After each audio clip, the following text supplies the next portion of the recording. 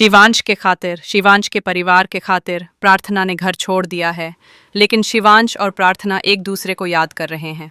जी हाँ दोस्तों, सीरियल कुमकुम भाग्य का आने वाला ट्विस्ट बहुत ही धमाकेदार होने वाला है। आप देख ही रहे हैं कि रौनक का प्यार अब सारी हदें पार कर चुका है।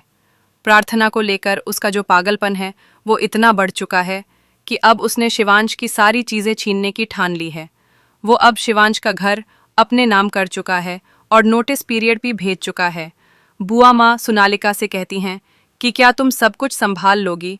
साथ ही अब बुआ माँ प्रार्थना के आगे हाथ जोड़ती नजर आ रही हैं और कह रही हैं कि अगर तुम चाहो तो सब कुछ ठीक हो सकता है।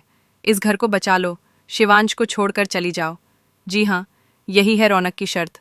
रौनक चाहता है कि प्रार्थना शिवांश को और इस घर को छोड़ दे, तभी वह सब कुछ वापस करेगा और शिवांश को उसका सब कुछ लौटा देगा। अब शिवांश अस्पताल में है, लेकिन स्मिता रौनक की इस हरकत से बहुत परेशान है। स्मिता रौनक को थप्पड़ भी मारती है और समझाती है कि वह गलत कर रहा है, लेकिन रौनक कहता है, अगर शिवांश करे तो सब सही और मैं करूं तो कुछ भी सही नहीं। मैं यह सब कुछ बर्दाश्त नहीं करूंगा। मैं अपनी प्रार्थना को पाने के लिए कुछ भी करूंगा। यहाँ रौनक के दिमाग में सिर्फ और सिर्फ प्रार्थना ही है। वही प्रार्थना ने बुआ माँ की बात मान ली है और घर छोड़कर जा चुकी है, लेकिन उसे इस बात का भी बहुत बुरा लग रहा है कि शिवांश उसे लेने नहीं आया और ना ही उसका कोई कॉल आया।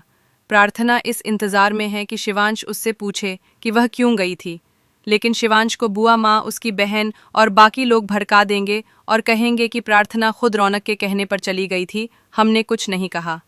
इसके बाद सोनालिका शिवांश से कहेगी कि हमें मिलना तो लिखा ही था, तभी तो प्रार्थना तुम्हारी ज़िंदगी से जा चुकी है और मैं तुम्हारी ज़िंदगी में वापस आ चुकी हूँ।